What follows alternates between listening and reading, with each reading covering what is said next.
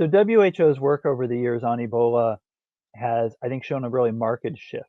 In 2014, they were widely criticized and rightly criticized for their performance during the Ebola outbreak in West Africa, where during the early phases of that outbreak, they were really too slow to recognize just how bad it was getting and to warn the world and frankly to candidly warn the affected countries of the degree of danger that was emerging.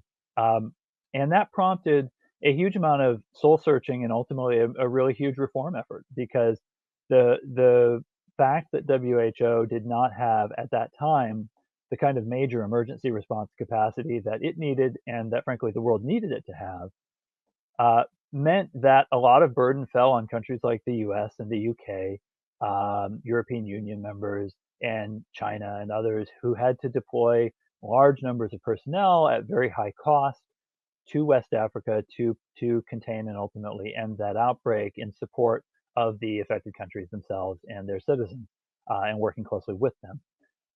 You know, that was a huge problem. It cost billions of dollars, cost tens of thousands more lives than might otherwise have been lost, and and it was because the world had allowed WHO's emergency capacity to really wither over the years. It had not been financially supported.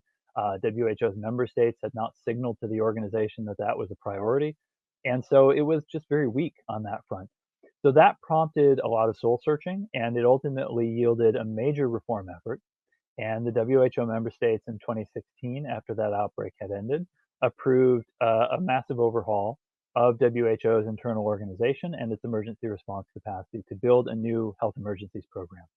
And that health emergencies program has been developing now over the last 4 years. It's done quite well. Its biggest test prior to the coronavirus outbreak was the more recent Ebola outbreak in eastern Congo, which lasted from 2018 until mid 2020. And that was a very complex outbreak because it was in a war zone. It was an area that was hostile to the central government, often hostile to international aid agencies. So it's a big, big challenge, and in some ways more difficult even than the West Africa outbreak. And the fact that it was in a conflict zone meant that countries like the US and the UK could not or would not deploy large numbers of their personnel. So it was really something that WHO had to carry far more of the international response than they had been asked to carry in 2014. And they did so well. Um, and they were in support of the Congolese government and in partnership with other aid organizations, they were able to bring that outbreak under control at much lower cost, both in lives and in funding, than had been the case in the West Africa outbreak. And so it was a really strong proof of concept for the reforms that were initiated after 2014.